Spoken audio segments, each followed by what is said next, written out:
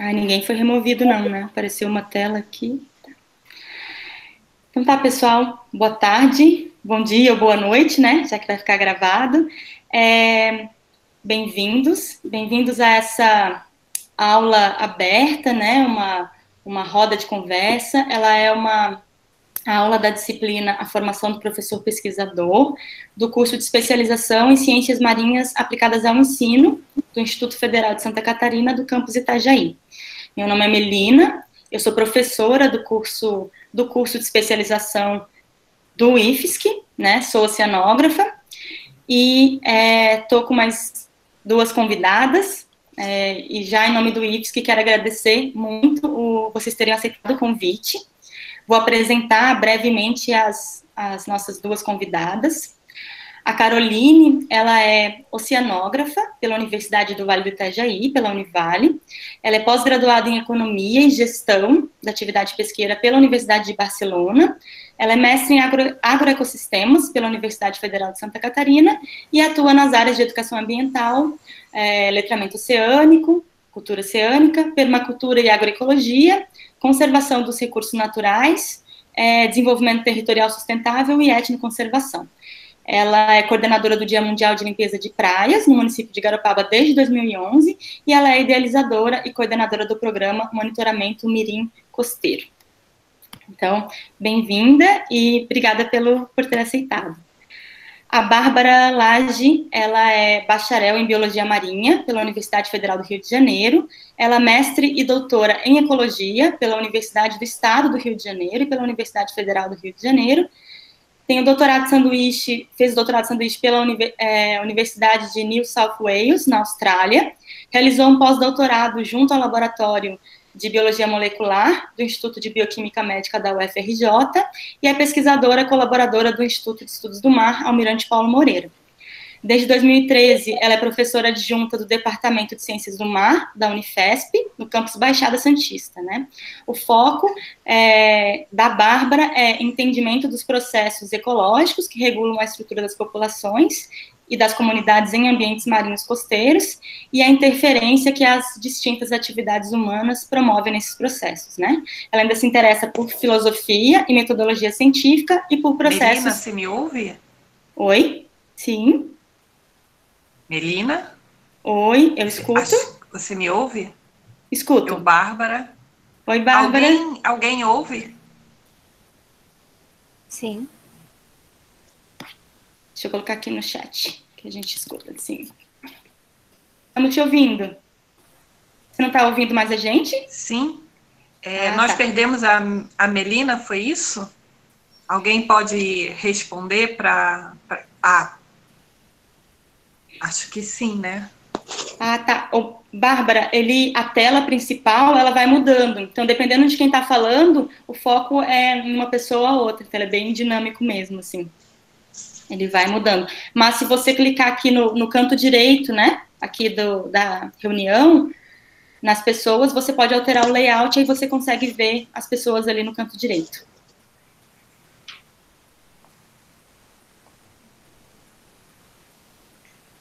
Melina, eu peço desculpas se em algum momento acho que eu interrompi a sua fala, eu perdi a conexão.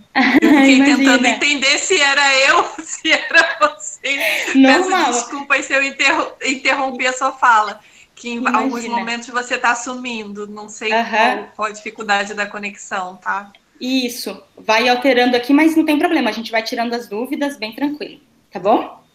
Tá bom. Então, tá.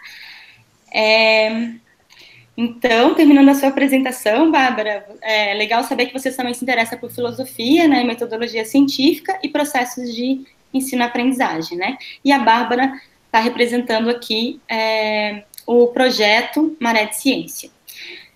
Depois, eu vou já passar a palavra para a Carol e para a Bárbara, para elas apresentarem o que é o projeto, só para a gente começar explicando um pouquinho que talvez as pessoas não conheçam o que é essa história da cultura oceânica, do que a gente está falando, né? Então, eu vou falar um pouquinho sobre isso e depois eu passo a palavra para vocês, pode ser? Pode. Então, tá. Vou ver se eu consigo projetar aqui na tela.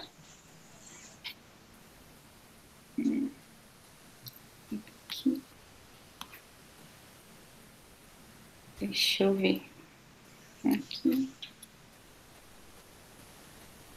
Consigo projetar aqui. Acho que foi. Não. Então tá. O que a gente vai conversar um pouco hoje, né? O movimento da cultura oceânica, ele busca refletir um pouco e parte de um contexto de como é que as nossas ações diárias afetam os oceanos, né? Como a saúde dos oceanos afeta a gente. Esse programa, esse projeto, né, esse movimento da cultura oceânica, ele parte de uma premissa que a gente tem uma cegueira oceanográfica, né?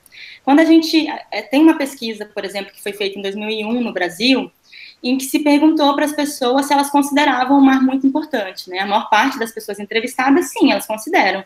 73% considera que é muito importante, né? Essa pesquisa foi feita em 2001 pelo Instituto Análise. Só que quando perguntado importante para quê? A maior parte das pessoas diz fonte de alimentação ou como o mar, como um espaço de lazer. Então, poucas pessoas, elas têm essa compreensão um pouco maior de como que eu afeto os oceanos e como os oceanos me afetam para além da questão de fonte de alimento e para além da questão de o mar como um espaço de lazer.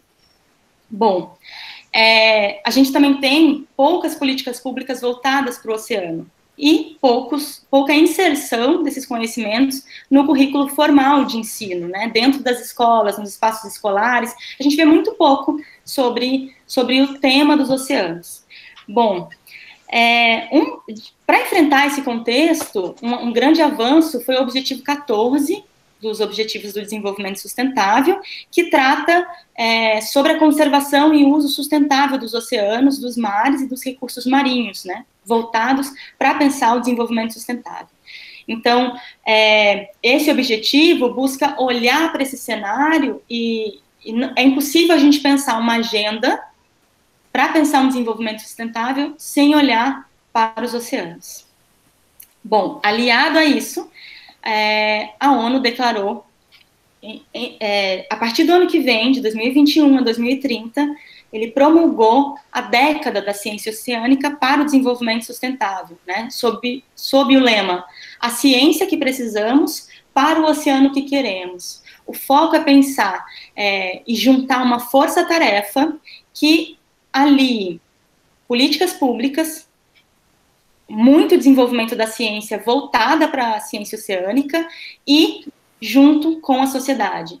A partir de 6 objetivos principais para os oceanos, né? A gente quer um oceano limpo, um oceano saudável e resiliente, um oceano previsto, que a gente consiga prever minimamente ele, um oceano seguro, sustentável, transparente e acessível, né? O Ministério da Ciência e Tecnologia lançou um site, né, com esse objetivo para lançar a década da ciência oceânica, inclusive no Brasil. Então, a gente está vendo que a gente tem um movimento global e um movimento nacional também voltado para isso, né, que é para enfrentar essa cegueira oceânica, esse desconhecimento das pessoas sobre esse contexto. Bom, vinculado a isso, nasce o movimento da cultura oceânica, né? Ele começa de uma forma mais intensa em 2002, nos Estados Unidos, e tenta criar uma estrutura que leve essa discussão da cultura oceânica, que combata essa cegueira oceânica, fazendo com que as pessoas sejam letradas nos oceanos ou promovam um maior desenvolvimento dessa cultura oceânica, tá? E para finalizar a minha fala inicial, porque eu já quero passar para as nossas convidadas, o movimento da cultura oceânica, ele trabalha com 7 princípios essenciais, tá? Então, quando a gente pensa o que é uma pessoa que pode ser considerada, né, letrada nos oceanos a partir desse movimento, né?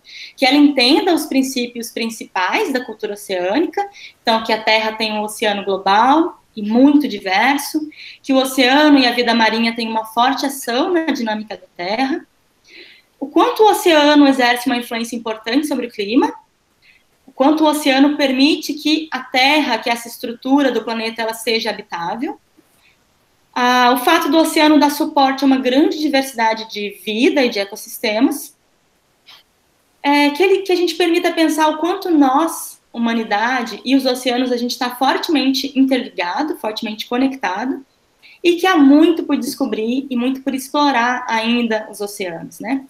Então, além de conhecer os princípios da cultura oceânica, o foco é também que uma pessoa, ela não só saiba mais informações sobre os oceanos, mas que ela também consiga comunicar sobre os oceanos de uma forma consciente, de uma forma informada, né? E que ela possa agir, que ela possa intervir, né? Que ela possa decidir para promover uma sociedade azul, tá bom? Então, para quem nunca tinha ouvido falar da cultura oceânica, o foco dessa primeira introdução é justamente apresentar um pouco esse movimento da cultura oceânica e a ideia é que a gente discuta um pouquinho a partir de algumas experiências, né? Então, nós, na especialização, a gente tem o curso, né, voltado para professores, que é o Ciências Marinhas Aplicadas ao Ensino, e agora eu já vou passar a palavra, então, primeiro para a Carol, e eu vou pedir, Carol, para você explicar para o pessoal que está aqui, que não conhece ainda, o que é o projeto Monitoramento Mirim Costeiro, como ele surgiu e como ele funciona, né? Como que ele funciona na prática, né? Como é que ele acontece. Tá bem. Obrigada pelo convite mais uma vez. Boa tarde a todos. Será que eu já apresento agora aqui os slides para ilustrar? Ou... Pode, ou se de repente quiser falar como surgiu, como é que foi a ideia antes. Eu vou, acho que, trazendo a tela enquanto isso para a gente ir adiante. Ok. Tá? Que eu acho que essa imagem aqui pode trazer mais informações. Vocês estão conseguindo ver a tela? Sim. Tá. Bom, então, como a Melina falou, eu sou oceanógrafa, né, de formação, me formei na Univale, e esse projeto ele surgiu como um sonho já dentro do curso de oceanografia que eu estava fazendo, e vem muito da minha conexão com o mar, né, que desde a infância, assim, frequentando o litoral, vindo para Santa Catarina, eu sou gaúcha, nasci em Caxias do Sul, mas sempre vim para Garopaba, e me conectei muito com o mar aqui, decidi fazer o curso de oceanografia já quando eu tinha 15 anos, depois de um curso de mergulho, e a partir daí, então, essa ligação ela foi se tornando cada vez mais forte, quanto mais eu descobria sobre o oceano, mais eu me encantava, e mais eu me perguntava sobre a importância de outras crianças também, né, terem essa oportunidade de poder experienciar na prática, né, esse contato, essa conexão.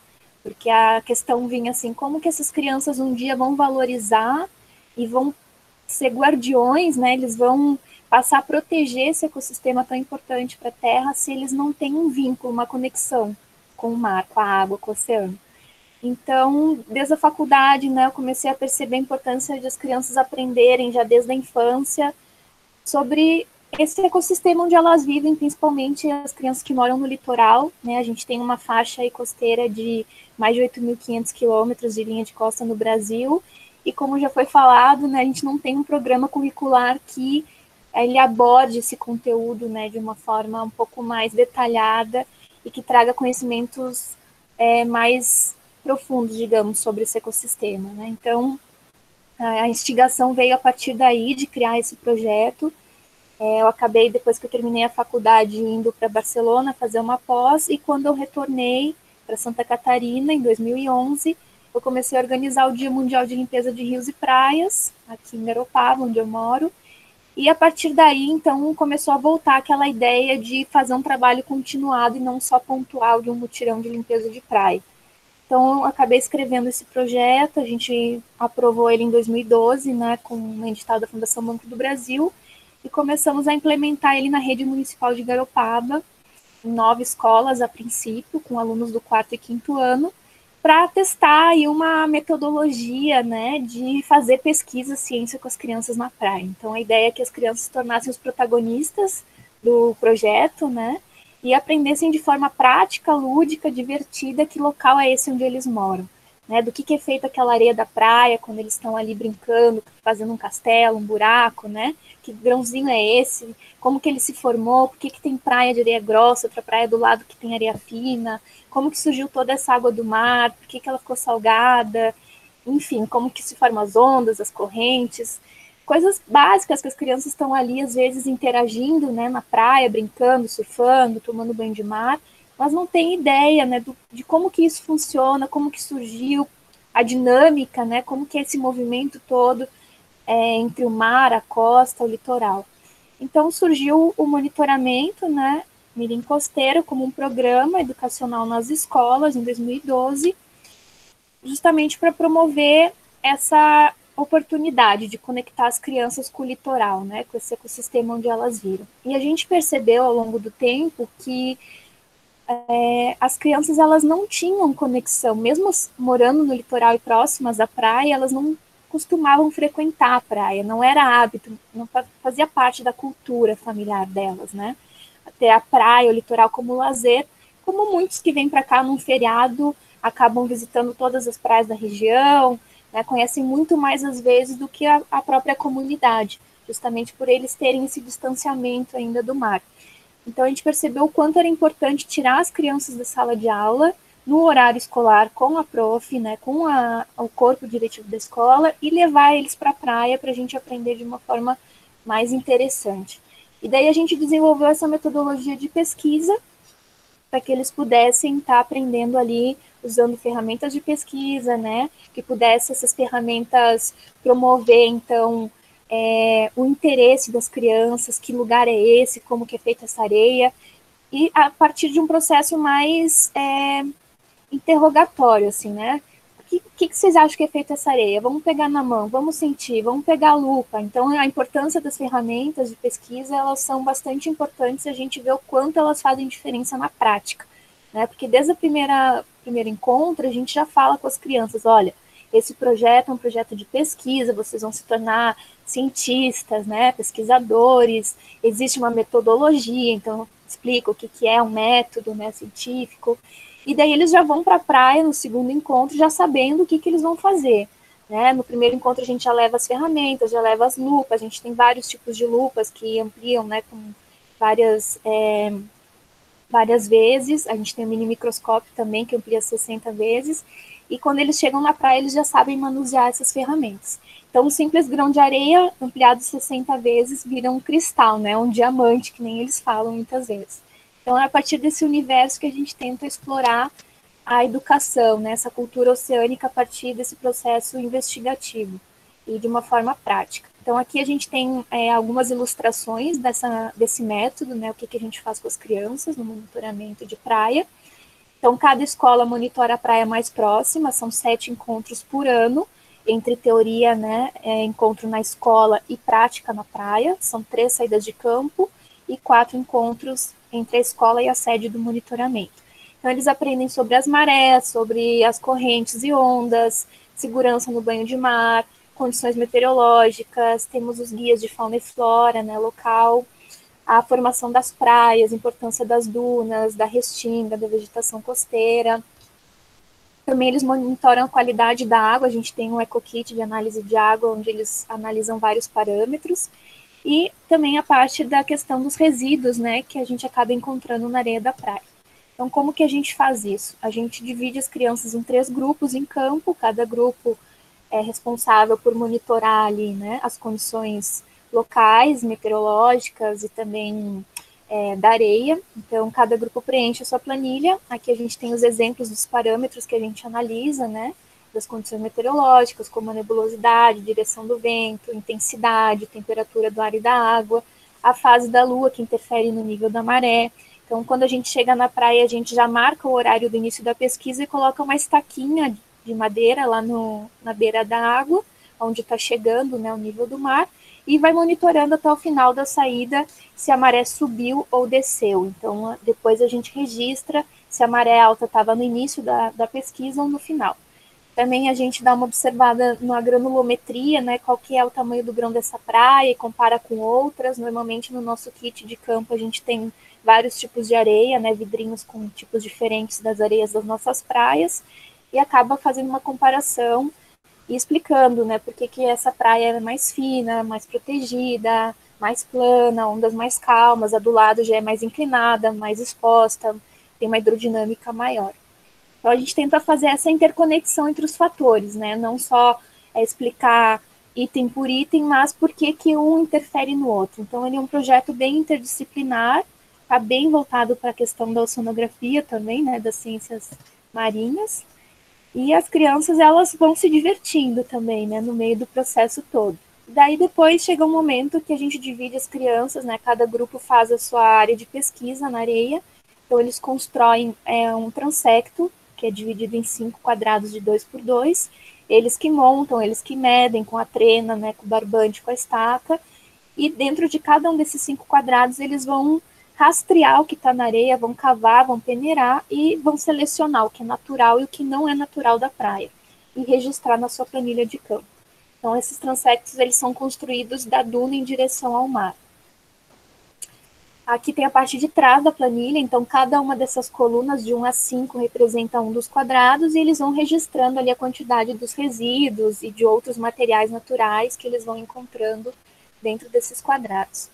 No final, a gente faz a vistoria da praia, onde a gente analisa um pouquinho da parte da gestão desse ecossistema. Então, se é uma praia que tem infraestrutura que permite um uso mais sustentável, que diminua o impacto do uso dessa praia pelos turistas, pela comunidade. Então, por exemplo, se tem lixeira, se tem acesso para um cadeirante, se tem banheiro público, se tem área de estacionamento para carros. Enfim, a gente vai discutindo um pouquinho o uso desse espaço, né? E em que situação que se encontra, em que estado estão essas estruturas. Né? Se existem, se estão em bom estado, se são suficientes, se não são. Então já entra um pouquinho ali na reflexão do uso, né, desse local. A parte da análise da qualidade da água são os parâmetros que a gente analisa com o EcoKit. Só para enfatizar, esse EcoKit, ele é desenvolvido para crianças, né, para uso na escola, mas todos os reagentes, todos os parâmetros que a gente analisa, eles dão resultados reais, né? Então, nada de brincadeira, a gente fala para eles, vocês estão fazendo pesquisa de verdade, embora a gente brinque bastante durante a prática, o que vocês estão fazendo é ciência, né? E eles se sentem super motivados, né, empoderados com isso. A gente também avalia um pouquinho da presença, né, dos indícios da cultura local. Muitos são filhos de pescadores também, né? Ou tem família ali, que tem o tio, o avô que pesca, e acaba vendo em cada época se tem alguém que está pescando, o que tipo de peixe está pescando, qual que é o artefato de pesca, enfim. Depois da saída de campo, a gente retorna na escola para fazer a avaliação dos resultados num outro dia, e daí reúne todas as equipes, soma todos os resultados, vai para o quadro, constrói gráficos, tabelas, né? Avalia os resultados, o que esses resultados estão querendo nos dizer, como é que está a qualidade desse ambiente, o que precisaria ser melhorado. E a gente deixa os resultados com as profs, né, para que elas possam continuar esse trabalho em outras disciplinas. Então, a gente tem aí diversos exemplos de professoras que usaram esse conteúdo, os dados de campo, em aulas de português, de geografia, de ciências, de artes, né, inclusive teatro, música, produção de artigo científico, foi bem legal. A gente já tem 8 anos, né, de trabalho e tem professoras que estão com a gente desde o primeiro ano, que são super engajadas, que vão a campo, que estão junto com as crianças ali na areia, peneirando, cavando, né? É mais um participante, mais um pesquisador da praia. Isso é super legal, porque a gente vê o quanto ela consegue aproveitar esse dado depois em sala de aula. E o projeto, ele se fortalece muito quando a gente tem essa parceria, né, consolidada com os professores.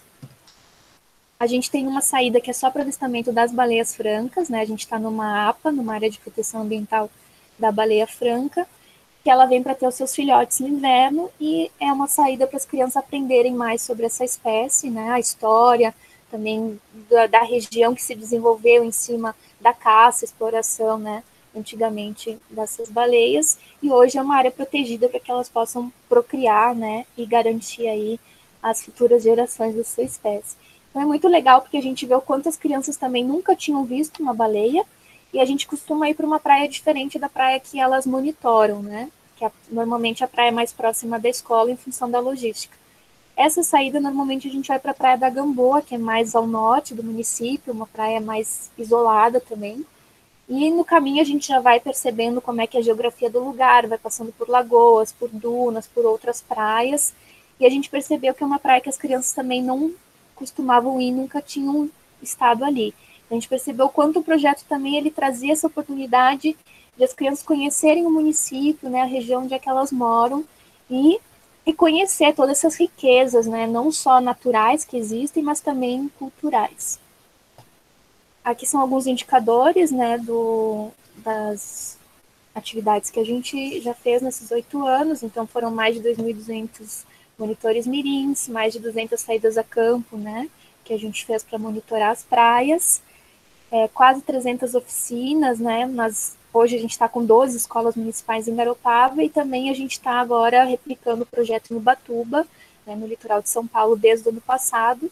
Estão monitorando aí mais 4 praias no município de Ubatuba. Então, assim, somando todas, né, os números, mais as oficinas que a gente dá na nossa sede, os eventos que a gente participa, aí já foram mais de 30 mil pessoas envolvidas, né, no nosso trabalho. A gente tem também essas placas que estão nas praias, nas principais vias de acesso, onde tem ali algumas informações do projeto e dos resultados das saídas de campo, principalmente do resíduo, porque a ideia é chamar a atenção para esse impacto que existe nas praias.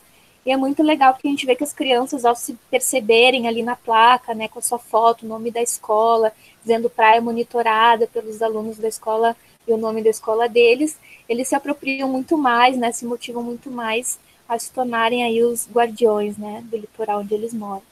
E muitas pessoas, muitos turistas também acabam conhecendo o projeto em função dessas placas. Aqui a gente tem algumas certificações e premiações, né, que o Instituto já ganhou desde que começou. A principal é o Prêmio América Latina Verde, na categoria Oceanos a gente ganhou como melhor projeto em 2017.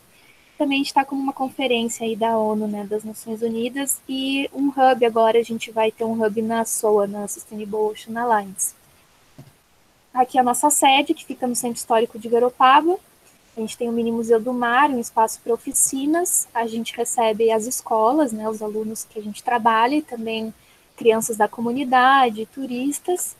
E o nosso objetivo como missão institucional é desenvolver uma rede de guardiões mirins, né, dos oceanos a longo prazo, e a ideia é disseminar essa tecnologia social que a gente desenvolveu, que é a nossa metodologia, né, educacional, e conectar essas crianças ao máximo possível ao longo da costa brasileira, né, através do uso da tecnologia, fazer esses intercâmbios online com as crianças, promover desafios, gincanas, ter uma plataforma, um banco de dados onde a gente possa armazenar esses resultados de todas as escolas que estão participando, e que isso seja o mais interativo possível. Então, a gente começou já a desenvolver essa rede desde o ano passado, com a replicação do projeto em Ubatuba. Temos uma equipe lá que vai continuar pelo menos até o ano que vem, né, replicando nas escolas municipais. E esse ano a gente fechou uma parceria com o IMA, que é o Instituto do Meio Ambiente de Santa Catarina, para que a gente pudesse implementar também essa tecnologia social em Florianópolis, na rede municipal, começando a princípio com 3 escolas no entorno do Parque do Rio Vermelho, e depois a ideia é replicar para toda a rede, né? Em Bituba também, aqui vizinho de Garopaba, nosso município, a gente está começando a implementação do projeto na rede municipal, com 9 escolas. Só não começamos ainda esse ano em função do Covid, mas a princípio começaremos assim que for possível o retorno às aulas. E, sim, se tratando, já fechando, né, da cultura oceânica, em função da pandemia, a gente também teve que criar estratégias aí, né, para continuar o nosso trabalho, e uma delas foi promover, então, conhecimento sobre os oceanos de forma online para as crianças. Então, a gente criou esse mini curso, né, começou em abril, e a gente já está na segunda turma, com um outro módulo já com outros conteúdos, e está sendo super legal porque a gente não deixou de trazer a parte prática, né, dos experimentos, da ciência, da investigação dentro das aulas online. Então, cada aula tem pelo menos uma experiência, né, a gente sempre passa os materiais que vão ser necessários antes, e durante a prática a gente vai fazendo ali os experimentos com as crianças, monitorando, ajudando, e está sendo super legal porque eles estão super motivados e acabam, né, quando está finalizando o curso, pedindo para a gente continuar, e a gente vai criando aí outros módulos conforme vai fechando os anteriores. E basicamente é isso, para não alongar mais, porque eu já falei muito. A ideia, né, do projeto e do programa é que a gente possa, através desse trabalho, plantar uma sementinha aí de consciência no coração das crianças, para que elas possam aí futuramente, né, se apropriar mesmo como um guardião desse ecossistema tão importante, né, que é o oceano no planeta. E é isso. Muito obrigada. Eu vou interromper aqui o compartilhamento. Pessoal, fiquem à vontade aí, tem bastante assunto para a gente conversar. A ideia é que a gente converse bastante sobre os projetos, sobre essa interação e essa inter-relação da cultura oceânica com a educação. Então, fiquem à vontade aí para usar o espaço do chat e a gente pode ir interagindo, tá bom? Bom, então eu vou passar para a Bárbara agora. Depois a gente pode conversar um pouquinho mais, mas só para vocês terem uma ideia do que são os dois projetos, né? Bárbara, você podia explicar para a gente o que é o projeto Maré de Ciência, como ele funciona? Pode ser que tenham pessoas aqui que não conheçam, né? Explicar para a gente um pouquinho como é que ele surgiu e como ele funciona. Tá bom, obrigada, Melina, e é uma alegria estar aqui junto com a Carol, que já, né, começa a nossa parceria por ver tantas coisas em comum e ver tanta gente disposta e interessada em ampliar o conhecimento dos oceanos, né, o conhecimento do que é esse que tanto interfere na nossa vida, que nós tanto interferimos na vida que ele carrega e que precisamos, então, de mais pessoas. Obrigada pela oportunidade e eu tenho certeza que vou daqui trazer muitas coisas e ideias novas para o nosso projeto. O Maré, ele nasce nesse desafio da interdisciplinaridade, tá?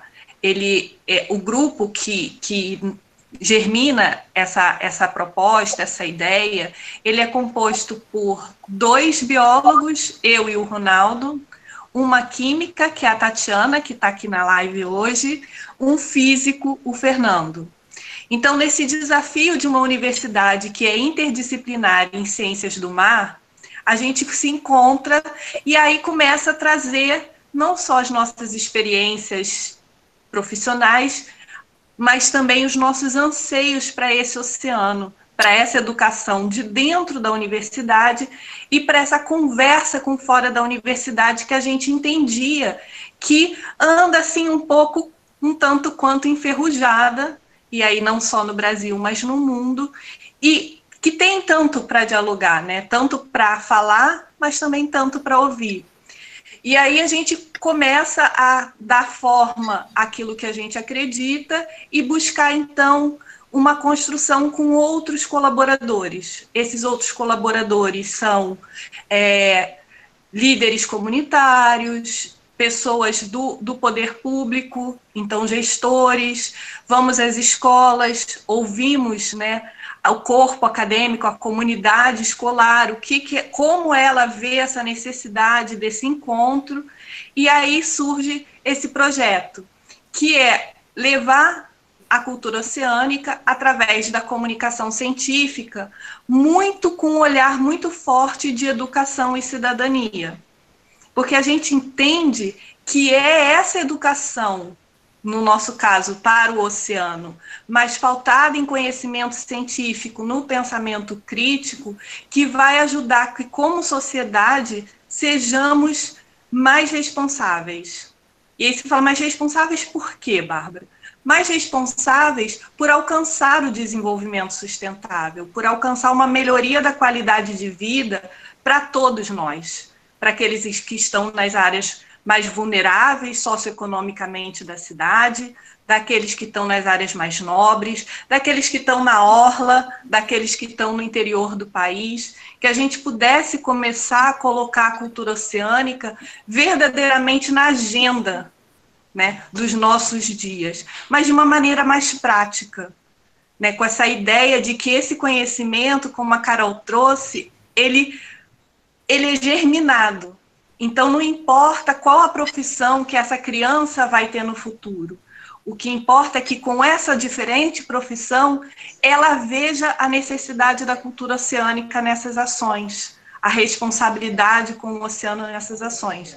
Então, nós organizamos desde o início o Maré, ele é um grande projeto que tem ações temáticas e todas elas vão transitando conhecimentos, transitando resultados. Nós temos o programa, então, que a gente chama Maré de Ciência com a Comunidade, que ele é delimitado por um grupo de pessoas que vivem numa mesma região. Então, no caso, o programa que a gente hoje desenvolve, já desde 2018, é com crianças e jovens, em parceria com o Instituto de Cultura, o Instituto Arte no DIC. Então, estamos na educação não formal, porque esse é um espaço de educação não formal, numa região que é chamada DIC da Vila Gilda. Talvez alguns de vocês já tenham visto publicações nos grandes jornais, às vezes em canais do YouTube, porque é uma região de palafitas, é considerada a maior favela de palafitas do Brasil e se imagina que também do mundo. Então, é uma área onde a vulnerabilidade social e econômica não está distante também da vulnerabilidade ambiental. E aí o que a gente busca é resgatar esse olhar de como as coisas acontecem, por quê? A partir da realidade desse grupo, a partir do espaço regional deles, e a partir de conhecer melhor, de entender melhor aquela maré estuarina, né? Eles chamam de maré o lugar onde vivem, que é o estuário, né? Ali de um dos últimos rios mais abertos da região de Santos. Como esse ambiente qual é a dinâmica desse ambiente? Como ele me influencia, como eu influencio ele? E daí a gente vai abrindo para escalas regionais, abrindo para escalas globais, desse entendimento que somos todos partes de um mesmo sistema e que as nossas ações elas vão acontecendo em cadeia, com reflexos em cadeia. Então, assim como o monitoramento mirim costeiro, a gente tem saídas de experiência, né, de viver a ciência, a gente fala, eles são os nossos pequenos e jovens cientistas, e também eles são os multiplicadores desse conteúdo. Tá? Eles vão, então, uma vez que eles entenderam, uma vez que eles processaram com o protagonismo deles e não com o nosso olhar, eles vão transmitir esse conteúdo. Como? De que maneira? Eles vão a feiras transmitir esse conteúdo, eles vão a exposições transferir esse conteúdo, eles vão a interações com o programa, por exemplo, com escolas do interior, onde eles, então, vão explicar como fazer uma coleta de microplástico na praia. Por que o microplástico que está na praia tem alguma relação com aquele rio lá de Rio Claro, né, no interior de São Paulo. Então, eles vão se tornando protagonistas e vão construindo projetos e processos que vão além da cultura oceânica, né? Traz uma responsabilidade de cidadania, traz um crescimento individual e coletivo. Junto a esse, a gente tem aí o nosso que a gente chama de Maré de Ciência com a Escola.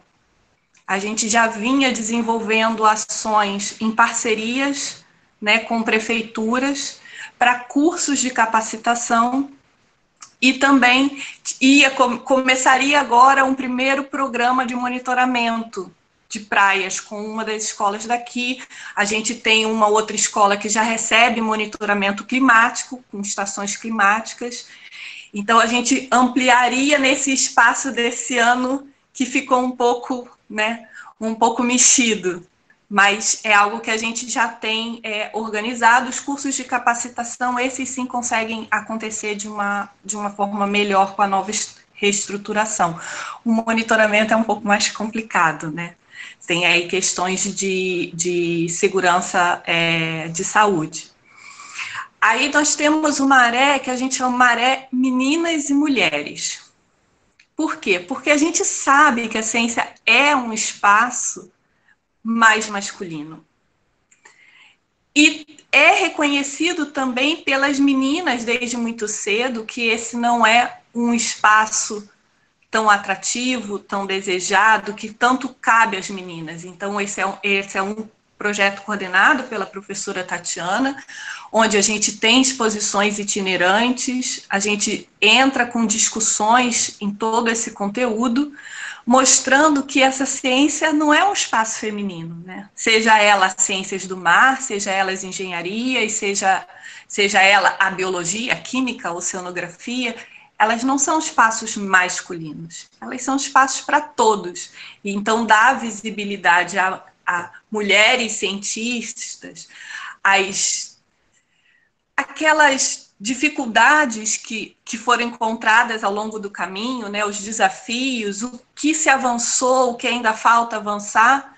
Então, é uma construção muito, muito positiva e ajuda aquelas mulheres, principalmente as mais novas, que já estão na academia, né, já estão na universidade, mas que vão lidar aí com as dificuldades de ser mulher e jovem nesses espaços, né? Então ajuda a manter, fortalecer e manter essas jovens dentro das diferentes áreas de ciência, no nosso caso sempre as ciências que tangenciam o mar.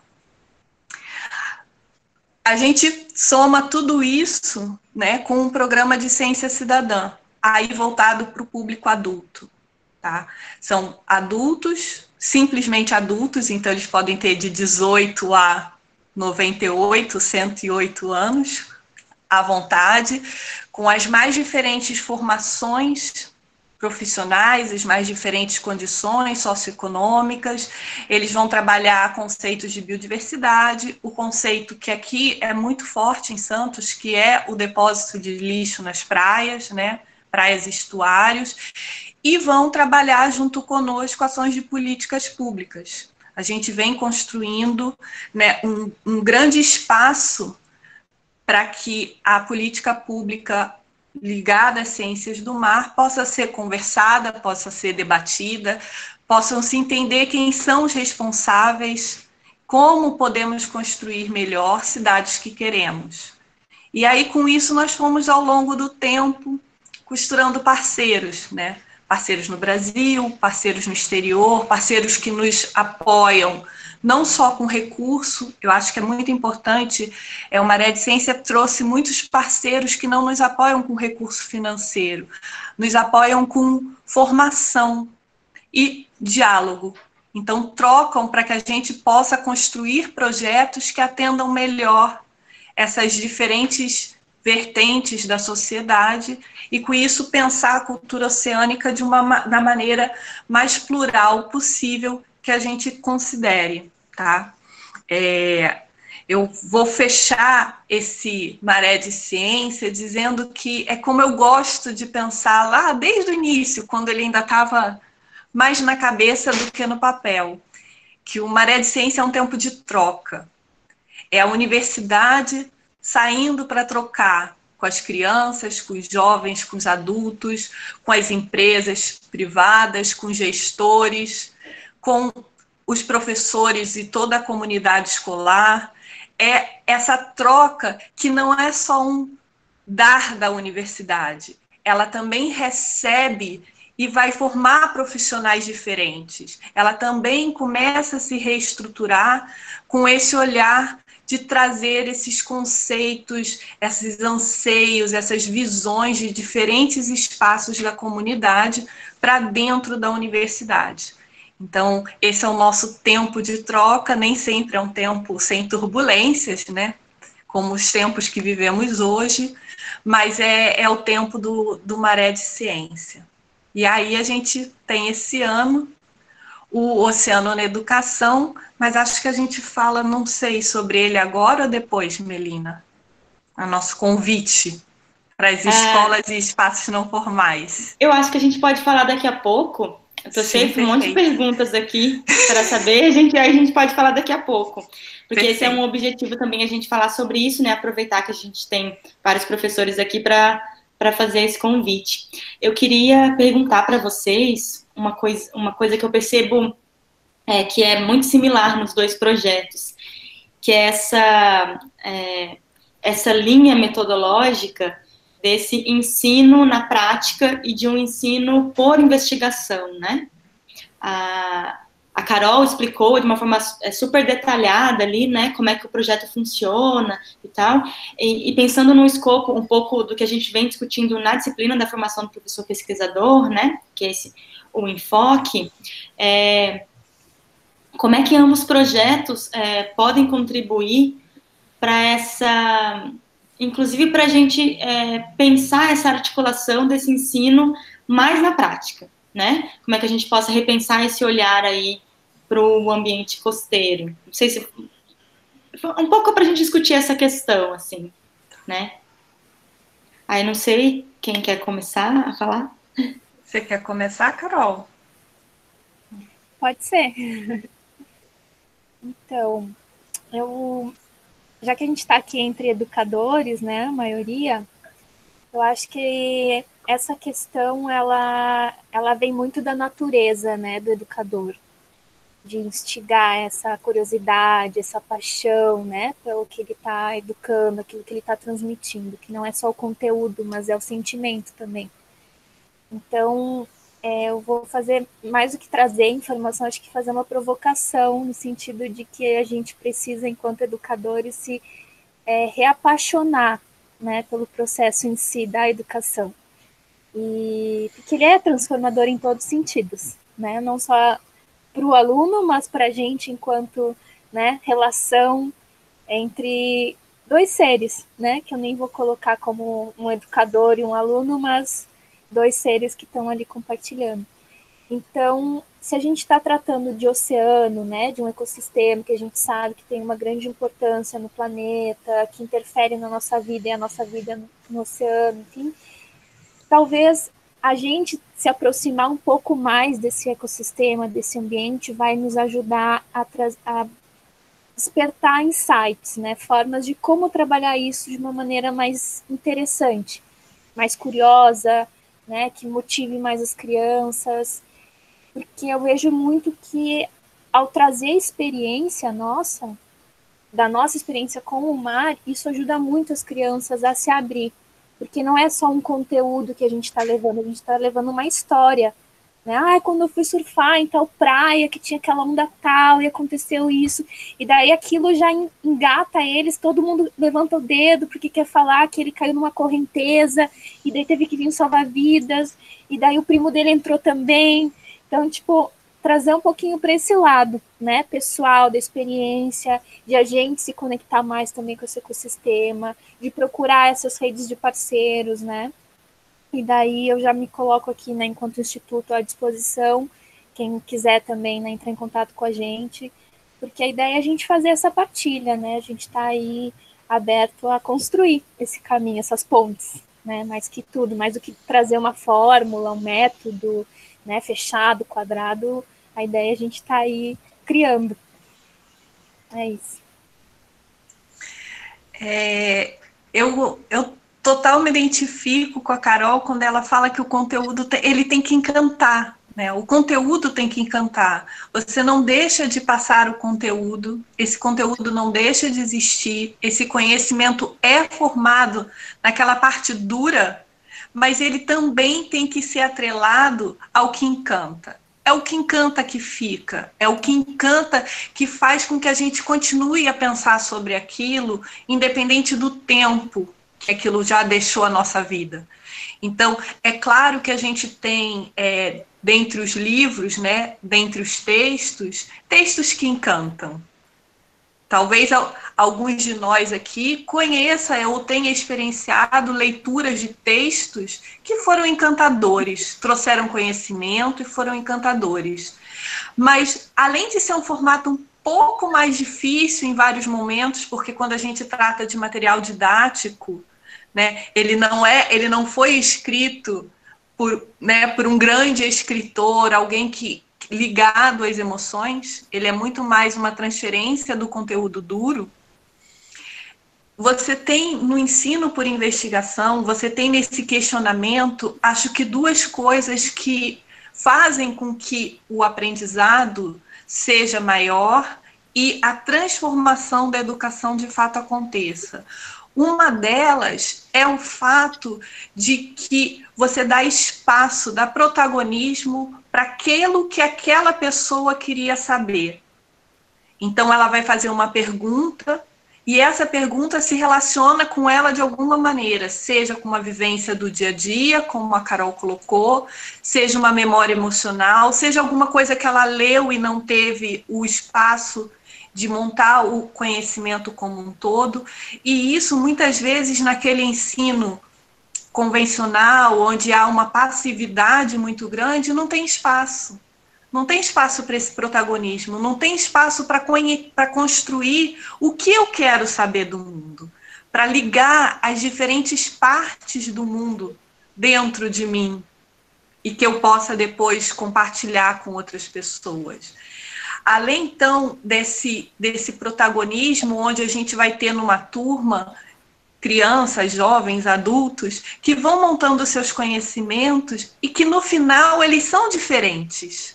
A gente sai dessa ideia de pausterizar o que todo mundo precisa saber. As pessoas vão construindo conhecimentos diferentes, porque elas vão se apropriando desse conhecimento. E eu acho que apropriar do conhecimento é a força. É a força de querer mais conhecimento, é a força de permitir que esse conhecimento transforme as nossas atitudes. Então, gera indivíduos e gera cidadãos mais conscientes. O outro lado é que, e por que valorizamos tanto esse tipo, né, de ensino, é porque ele exerce, ele instiga o pensamento crítico. Ele não aceita isso é assim porque é assim. E isso é uma coisa que a gente vê aí agora no nosso universo das fake news, né? Por que elas são tão facilmente transmitidas? Porque as coisas são lidas e são aceitas, ou não são questionadas, ou não são pensadas, né? Não se dá o espaço para a dúvida, para o questionamento. Dependendo, então, de quem disse, vem uma superioridade intelectual que se aceita. Então, é esse pensamento crítico que faz com que a gente também se transforme, independente do conteúdo. Eu acho que essa é a grande vantagem do ensino de ciência. Ele faz com que aquele que lê um livro de português, aquele que aprende alguma coisa na geografia, aquele que questiona, será que essa história do fato histórico só tem essa história? Né, normalmente contada pelo vencedor, isso é a base do pensamento científico, é a base da inclusão da ciência, esse questionar e progredir. Então, acho que esse ensino por investigação, ele traz essa grande vantagem, essa arma de deixar todo mundo mais perguntoso. Né? Eu ouvi isso uma vez e eu achei o máximo, deixar todo mundo mais perguntoso.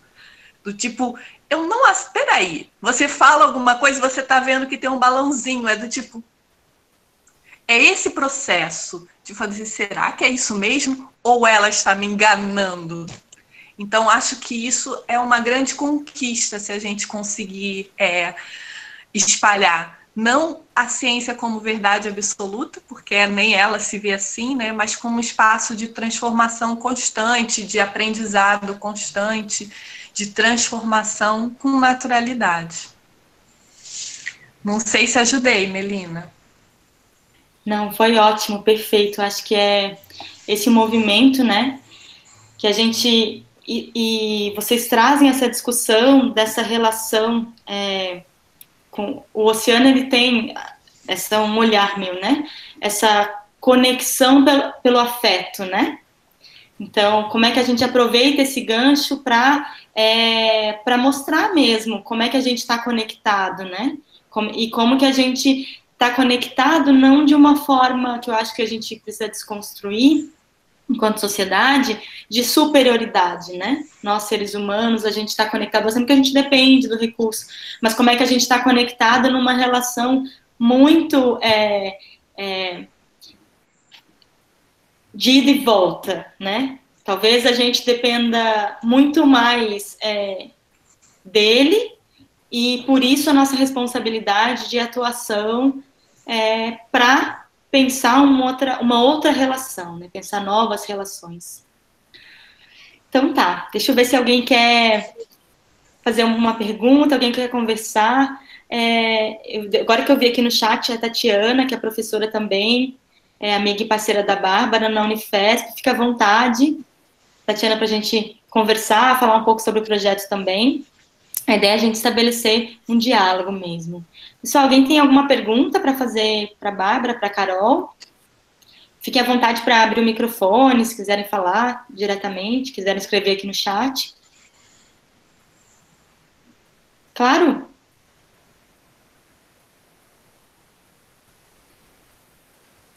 Carla, pode abrir teu microfone.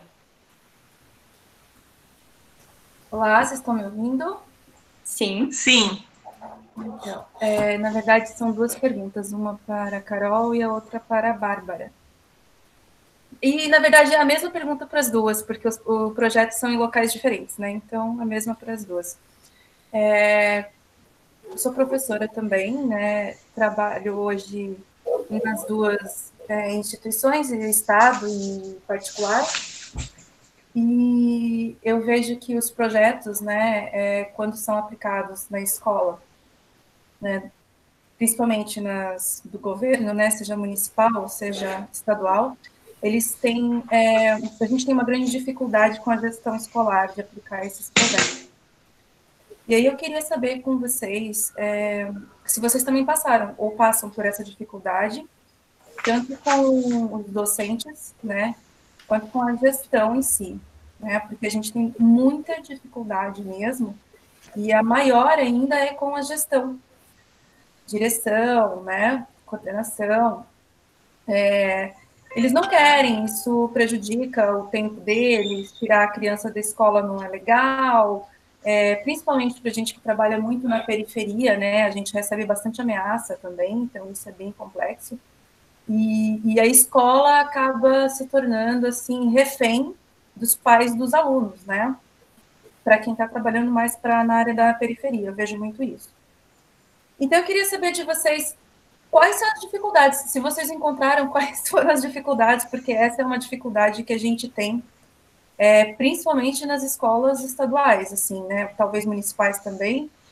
Na particular, algumas pessoas eu já percebi que também já citaram que tiveram problemas, mas os piores problemas realmente são nas escolas que a gente tem estaduais e municipais, assim, a gente não consegue chegar com um projeto, conseguir aplicar ele, mesmo sendo professor, e as pessoas que vêm de fora de um projeto bacana, né, seja o pessoal do Instituto Espaço Silvestre, né, a galera do projeto aí do Albatroz, né, a gente percebe que esse pessoal, eles não conseguem introduzir um projeto legal dentro da escola, porque a escola não deixa entrar, né, e muitas vezes é até por medo mesmo, ameaça, pai, enfim, diversas situações.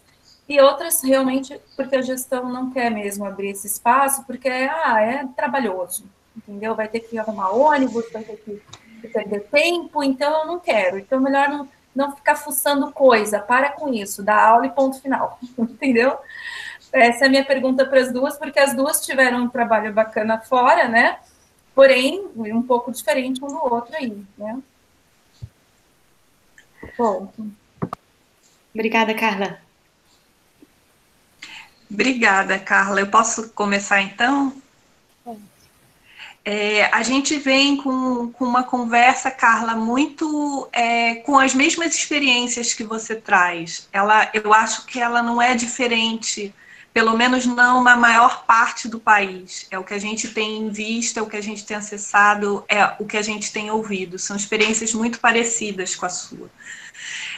Por exemplo, você falou de vulnerabilidade, a gente começaria, né, presencialmente o projeto em abril, com a comunidade, com as crianças e jovens em áreas vulneráveis, que moram numa região vulnerável, e esse projeto ainda não foi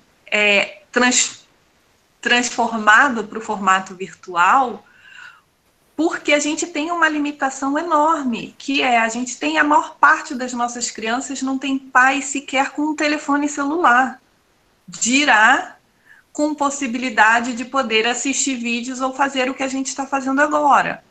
São pessoas que já estavam em alta vulnerabilidade e com toda a pressão econômica que nós passamos hoje, tiveram uma situação ainda mais forçada. Então, como que a gente continua mantendo essas plataformas? A gente já está encontrando um caminho, se Deus quiser, vai funcionar, né? Mas sem deixar ninguém para trás, porque talvez no meio dessa condição você tenha um ou outro que pudesse continuar. Mas e aí? Esses eram os valores que nós carregávamos de início? A gente pode seguir deixando um grupo para trás? Então, acho que isso, essa ideia de um Brasil tão plural, de condições tão diferentes, ele também vai receber as transformações de educação de maneira muito diferente. E nós precisamos entender que esses desafios existem, eles sempre existiram, né? Eles ganharam uma roupa nova. E como nós vamos lidar com eles, principalmente quando a gente não pode fazer ações diretas, seja por questões, aí eu vou dizer questões formais, e como você mencionou, às vezes estangeia questões informais de segurança, tá? Mas, quando você me fala das escolas no geral, eu vou trazer o relato das escolas que nós estamos dialogando bastante aqui. Muitas escolas públicas, não que não existam nas particulares, mas muitas escolas públicas vivem um momento de grande fragilidade. É a fragilidade da sua comunidade como um todo. Você tem professores, inspetores, merendeiras, diretores, todo o corpo escolar muito fragilizado. Porque ele também dialoga todos os dias com crianças e jovens fragilizados. Então, é difícil manter esse espaço escolar um grande oásis. Ele vem sendo, né, apertado por todas as dificuldades que se passam e que vão ecoar dentro da escola. Isso é natural que assim seja, porque senão essa escola não representa essas pessoas. E aí, os relatos que nós temos é que muitas vezes chegam projetos para a escola que são, como você mencionou, Carla, de cima para baixo. Agora você vai fazer a atividade X, tal professor atividade Y, tal colégio, não vou mencionar aqui as atividades, porque senão quem me ouvir depois vai personalizar a sua própria escola, né? Mas, veja, o problema de gestão está porque o projeto não nasceu naquela comunidade. Ele não traz as perguntas daquela comunidade escolar. Ela não traz um compromisso daquela comunidade escolar com aquela pergunta, porque ela assim o desejou. E aí não importa se é uma horta, mas você vai ter, por exemplo, o professor de música ou de artes ou de português sendo parceiro na horta tida como das ciências. Porque isso nasceu na escola, isso foi proposto pela escola, isso envolveu a escola. Não quer dizer que projetos que venham de fora não tenham sucesso. Alguns vão ter, mas outros, eles não foram abraçados, eles não foram desejados. E aí você tem um misto. Então, acho que uma coisa muito positiva é que a gente repense sobre isso. Não importa a gente conversar com gestores, fazer com que gestores entendam processos muito importantes para a transformação da educação, e isso ficar perdido nesse diálogo com a escola. E causar mais um estresse, mais uma vulnerabilidade, mais uma pressão nas escolas, onde eles deveriam chegar para ser um momento de aprendizado, de encontro de todos aqueles que convivem ali naquela escola, vai ser o contrário. Ele vai ser um ponto de discórdia e de fragilidade daquele espaço, muitas vezes já tão pressionado. E você, Carol, que conta?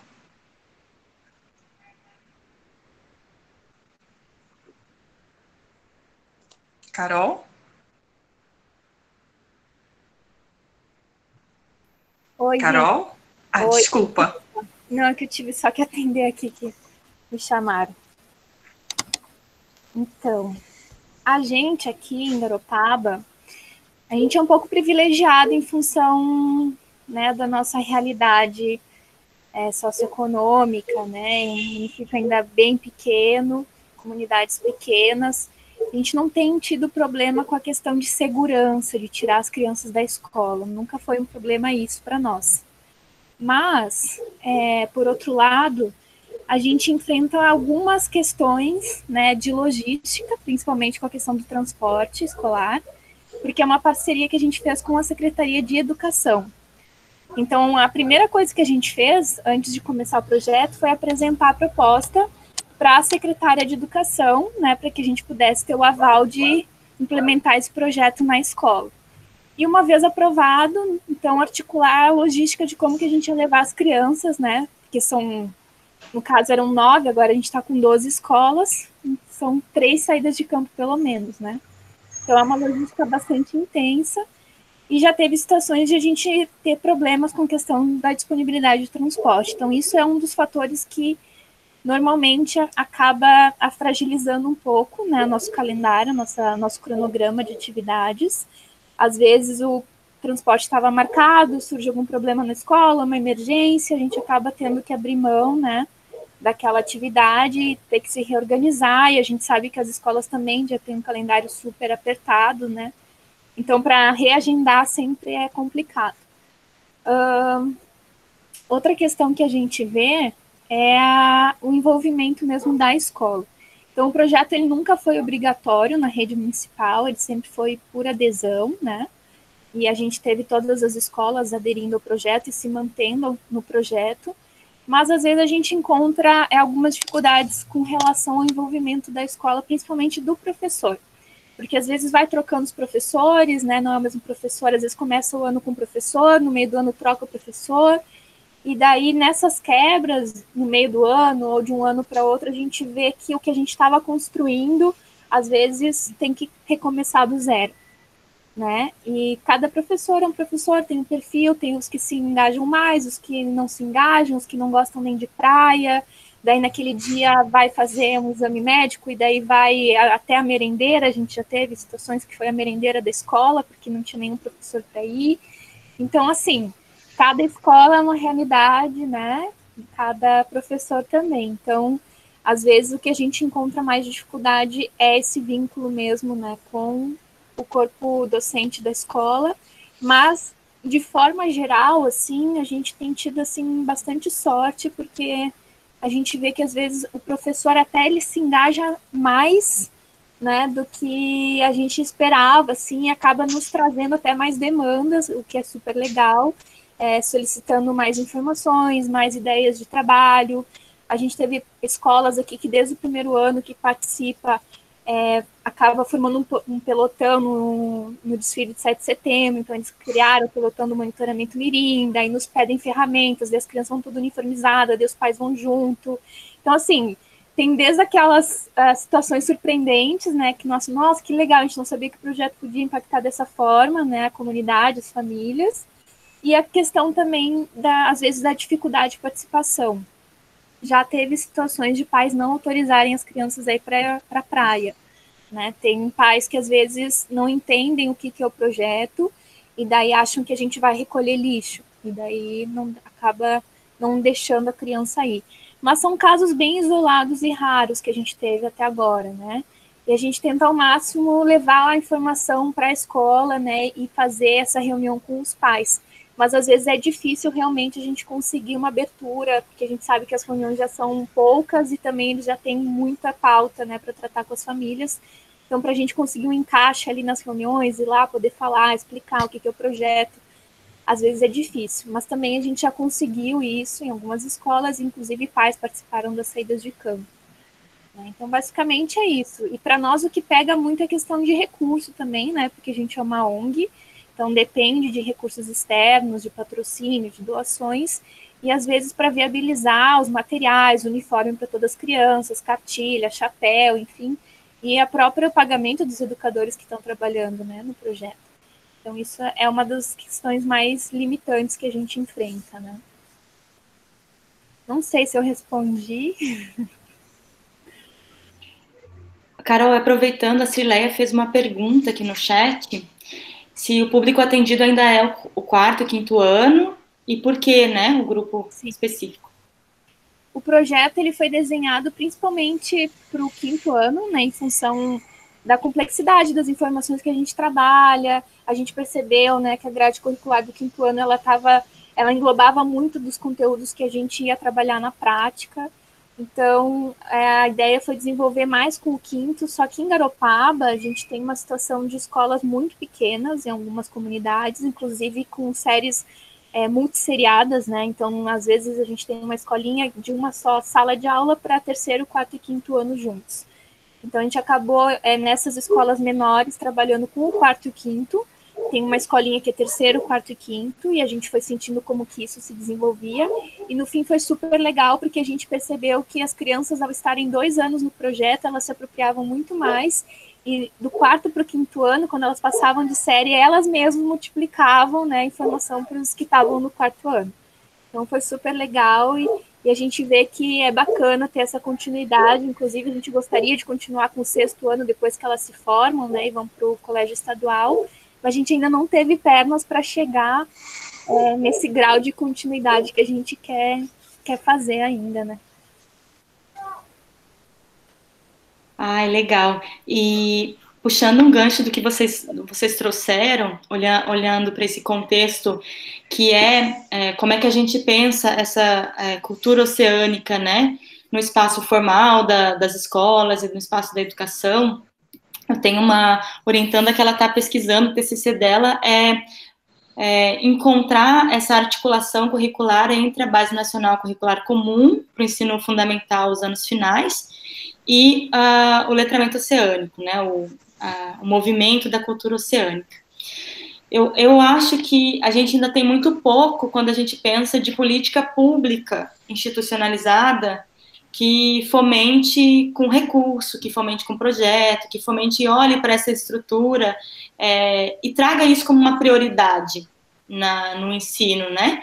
Aqui, quando a gente falou da década da ciência oceânica, a gente está falando, foi capitaneada pelo Ministério da Ciência e Tecnologia. No Brasil, a gente sempre teve a discussão da mentalidade marítima via CECIRM, né? A gente tem muito pouco via... por exemplo, o Ministério da Educação, enquanto órgão que regula, regulamenta e traz políticas para a educação, né? Eu acho que esse é um dos desafios que a gente vai ter, assim, para trazer essa discussão num caráter mais a nível de Brasil, e inclusive para construindo essa rede, né, e fortalecendo essas iniciativas que acontecem, a meu ver, assim, mais pontuais, vinculadas a alguma ONG, algum trabalho, né, alguma organização não governamental, algum projeto na área de conservação, ou alguma universidade pública que tenha cursos ou formação na área de ciências marinhas. Eu vejo que ainda é muito vinculado a isso, né? Então, eu queria perguntar para a Bárbara, já pedi para ela contar para a gente sobre o desafio, né, o Oceano na Educação, e falar um pouquinho sobre o Fórum Brasileiro, que eu acho que é uma iniciativa, a gente tem tido uma rede aí de articulação para fomentar e possibilitar essa discussão a nível nacional, né? Então, Bárbara, tu pode comentar um pouquinho sobre isso? Convidar os professores aqui? Posso. Obrigada, Melina. Antes de falar sobre o desafio do Oceano da Educação, eu quero amarrar uma coisa. Você traz o quanto é partido a cultura oceânica no Brasil, né? Aqueles que governamentalmente estimulam. Mas é porque também ele se soma àquele olhar que você trouxe no início, do quanto é partido ou segmentado ou frágil o nosso conhecimento sobre o oceano, de como nós interagimos com o oceano, como ele interage de volta com a gente. Acho que talvez nós temos nesse momento uma grande oportunidade, que é entrar nessa década, né, na década dos oceanos, onde o mundo se dispôs a passar 10 anos colocando o oceano como protagonista, inclusive protagonista para os outros 16 objetivos, para alcançar os outros 16 objetivos do desenvolvimento sustentável, é entender que essas crianças e jovens formados hoje, eles vão vivenciar esse mercado de trabalho que teve um olhar mundial para o oceano durante 10 anos. Se o Brasil não se atentar para esse fato, para incluir essa cultura oceânica na formação das suas crianças e dos seus jovens, nós teremos profissionais no futuro que não estarão dialogando com aquilo que o restante do mundo já tem em suas profissões. Porque esse movimento, ele é um movimento internacional, da grande maioria dos países, né, do mundo, que são aqueles que são signatários da ONU. Então, acho que essa é a nossa oportunidade, quando a gente mostra para os gestores, mostra para os pais, mostra para as escolas, mostra para as crianças, que isso vai ser um grande aporte para eles no futuro, para a formação do futuro. Então, essa geração oceano é a geração que vai estar ocupando, né, os espaços de trabalho, começando as transformações do mundo daqui a 10 anos. E dali para frente, né, são os gestores do futuro, são os empresários do futuro, são os empregados do futuro. Então, acho que a gente não pode perder de vista esse cenário e reverter isso a nosso favor, né, que eu acho que é o que um pouco que falta a gente conseguir colocar nessa conversa ampla, de que todos queiram fazer parte, não só um ministério, não só uma secretaria. Foi bem com esse entendimento que surge o Oceano na Educação, tá? Esse desafio que a gente faz a todo o país, que não é uma competição, né? É um convite. O desafio é por entender os desafios dessa nova educação, na qual todos nós, alguns mais, outros menos, vínhamos caminhando e, de repente, fomos engolidos por ela, mas entender essa nova educação com seus desafios e suas necessidades de avanço alinhados ao tema global. E esse tema global é a cultura oceânica. Então, a gente traz essa importância da cultura oceânica, por isso que eu acabei de colocar, para que ela seja o nosso ponto de partida de avanços pedagógicos, de avanços nessa nova educação, de trazer olhares e visibilidades para a educação de todo o Brasil. A gente sabe que a gente tem aí propostas incríveis sendo desenvolvidas. A nossa conversa aqui é um exemplo desse. Existem pessoas em escolas com grandes recursos fazendo coisas incríveis. Existem pessoas em escolas com mínimos recursos fazendo coisas incríveis. Então, criar um espaço de visibilidade disso e principalmente de transformação para algo ainda melhor é o que a gente propõe com o Desafio Oceano na Educação. É criar, digamos, esse espaço seguro para a educação, onde a gente vai trocar experiências, onde nós vamos crescer juntos, colaborativamente. A gente diz, o Maré é uma proposta de colaboração. Não existe não ser colaborativo dentro do Maré. E não existe não ser protagonista. Então, é a escola que decide como ela quer dialogar o oceano na sua educação. Não somos nós que vamos trazer um conteúdo para cada escola. Então, é ela que vai descobrir o que ela quer do oceano na educação e ela vai compartilhar tanto as experiências como as dificuldades. E nós, como universidade, nós somos os grandes mediadores desse processo. Eu digo que a gente vai se especializando em ser mediadores, fomentadores. Eu digo, a gente tem um grupo de alunos fundamental para o nosso trabalho. Nosso papel é fomentar que eles possam exercer o melhor deles e que possam ocupar o espaço que a gente ocupa hoje daqui a muito breve tempo, né? E é isso que, como educadores, todo mundo busca. Então, o Oceano, ele vem integrar o ensino, as competências da BNCC e esse tema global, num convite. Venham todos, escolham seu tema, vão trabalhar com as suas escolas, nós estaremos dando suporte. Então, o suporte do conhecimento, a gente sabe que para muitas escolas, para muitas pessoas, vai faltar o conhecimento científico na cultura oceânica. Isso é o que a gente faz, a gente só precisa aprender a fazer com uma nova linguagem, né? Porque dentro da universidade é uma conversa, com públicos variados é outra. Então, nós vamos ter aulões via webinários, espaços de discussão, espaços de troca, espaços de dúvida, para aqueles que quiserem mentoria, para ajudar com que os projetos se encontrem, né, conversem em diferentes disciplinas, e o espaço voltado a eu conseguir fazer isso nesse caminho, como a gente começou lá no início, antes de começar a gravação, né? As múltiplas plataformas digitais, quem caminhou, qual foi a dificuldade, qual foi o meu ganho. Então, sempre pensando nesse novo formato, e aí isso tudo terminando em novembro, terminando uma parte, gente, eu já vou, né? Num espaço que é o Fórum para os Jovens Embaixadores, onde o protagonismo é de quem? De quem é protagonista, ou deveria ser na sala de aula, né?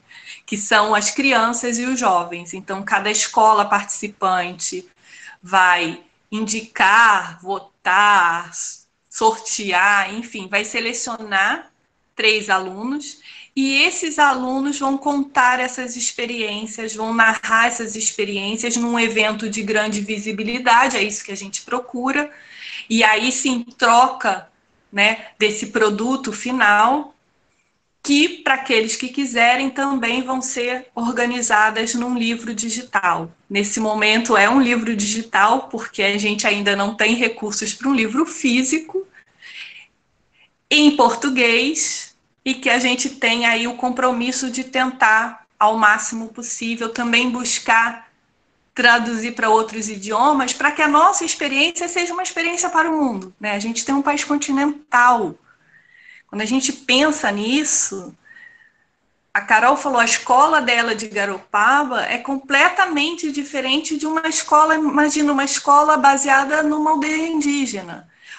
Tem uma escola, como a gente trabalhou, o Keller, em Rio Claro, uma escola de, né, com alunos que vêm de uma classe social de alto poder aquisitivo.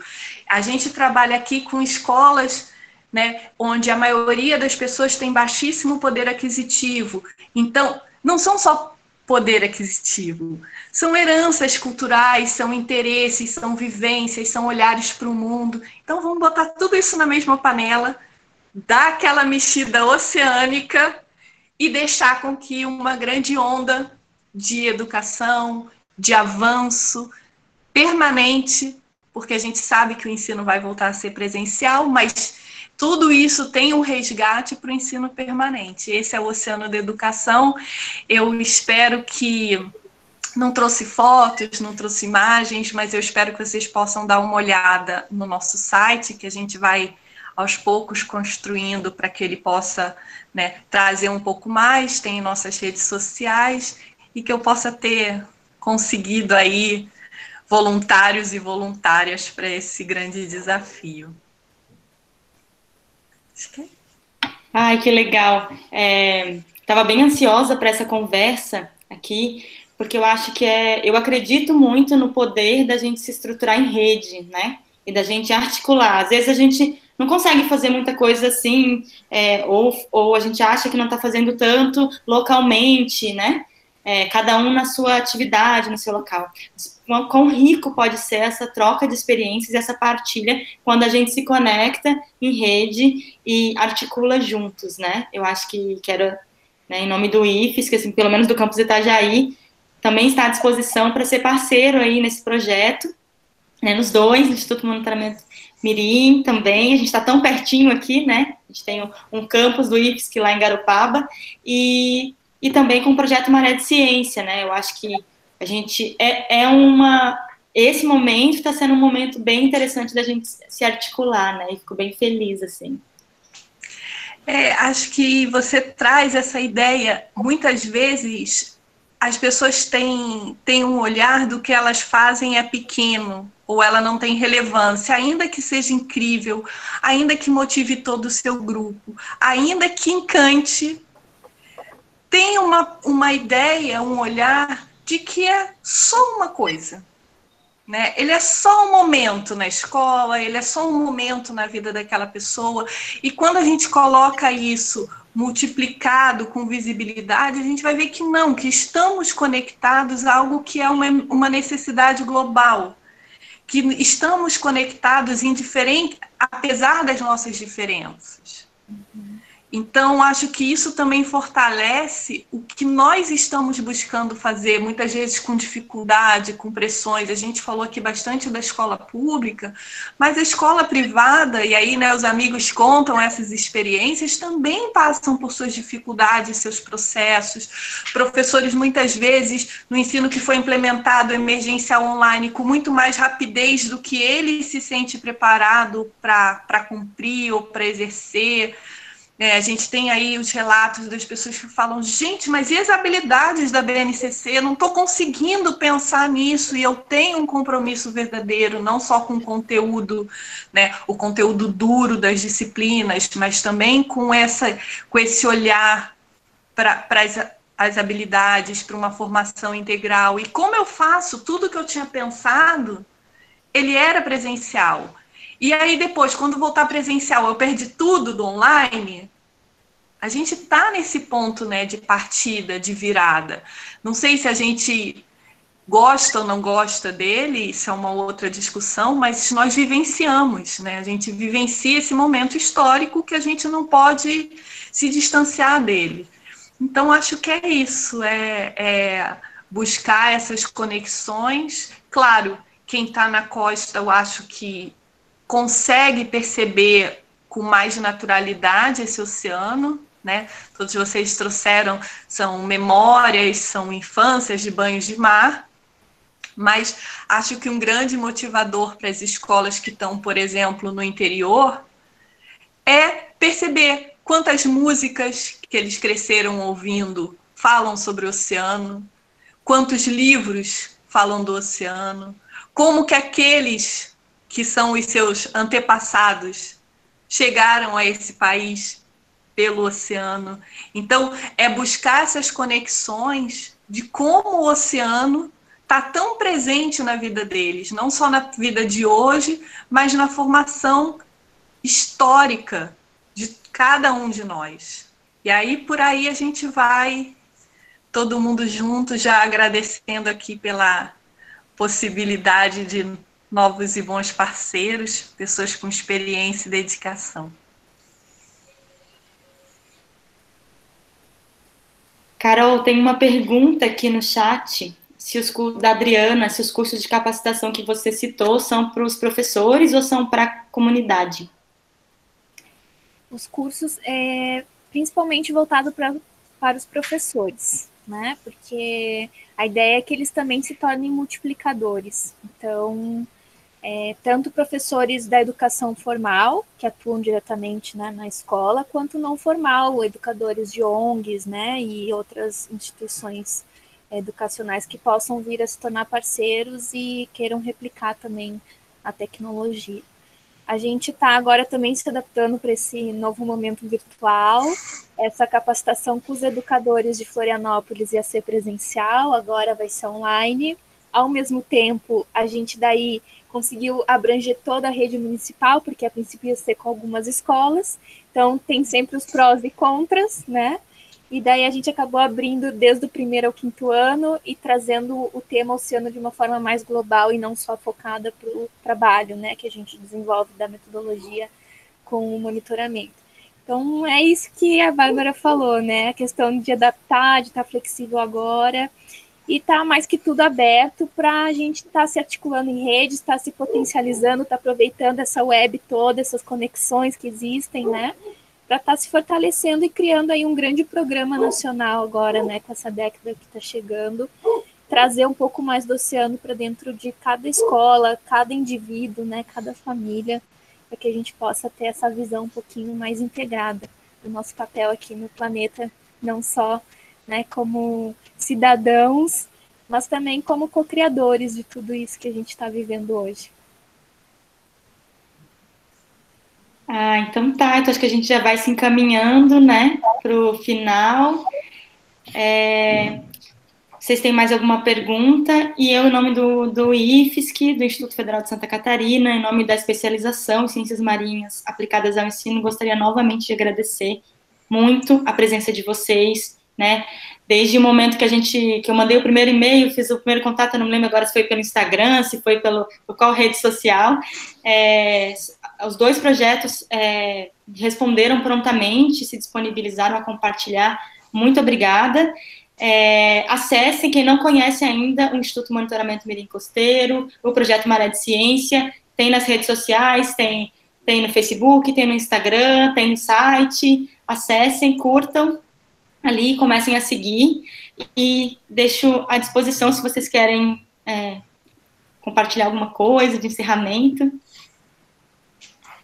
Eu gostaria de agradecer, né, mais uma vez o convite, também de dizer que eu estou muito feliz, né, de conhecer a Bárbara. Conheço já o professor Ronaldo e fiquei muito feliz de vocês terem nos convidado também para fazer parte do programa aí, Oceano na Educação, desculpa. E estamos juntos aí também, né, para contribuir com esse programa a nível nacional. Esperamos poder fazer boas parcerias. Obrigada. Eu queria agradecer a vocês o convite, o espaço, o acreditar na nossa proposta, né? Aceitar o nosso convite, desse olhar pela educação e de fortalecimento, né? Fortalecimento de todos nós que nos preocupamos com o oceano e nos preocupamos com a educação. Eu queria deixar aqui uma reflexão. A gente vive um tempo onde é possível que a gente chegue à década do oceano, que começa no ano que vem, com alguma experiência, e essa experiência já trazendo resultados concretos, efetivos, duradouros.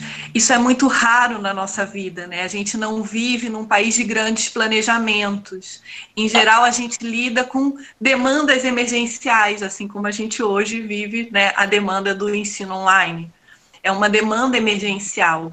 E a gente tem aí um olhar que é estarmos nos preparando para a década, para quando a década chegar, nós estarmos de verdade podendo propor políticas públicas, podendo nos fortalecer em rede para alavancar o que a gente de fato deseja para um mundo melhor, para um país melhor, para uma cidade melhor, para uma escola melhor, desde agora. Que a gente tenha tempo para se fortalecer, tempo para se preparar e tempo para conquistar tudo aquilo pelo qual eu sei que cada um de nós aqui tanto trabalha e tanto acredita. Queria agradecer bastante. Obrigada. Obrigada o pessoal que veio participar também, que veio aí, fez perguntas, já mandaram feedbacks aí no chat, também pessoalmente. Muito obrigada. Então tá, vou encerrar aqui a gravação. Tchau, tchau. Tchau, muito obrigada. Espero vocês.